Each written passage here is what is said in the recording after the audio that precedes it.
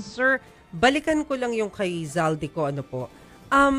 Paano kapag ka sinabi niya na hindi pa siya fit to testify? Katanggap-tanggap ba yun? Kasi I understand yung reason ng pagpunta niya sa Health. US is because of health. Alam mo, Maricel, usually ang mga taong na-involved sa malaking anomalya, laging may sakit, laging may health reason. Oo nga. I'm sure True. that Ganon. there is no illness or there is no sickness that our healthcare system here in the Philippines cannot address. That's It only becomes impossible kung masasabi mo talagang hindi available yan sa St. Luke's, hindi available yan sa Medical City.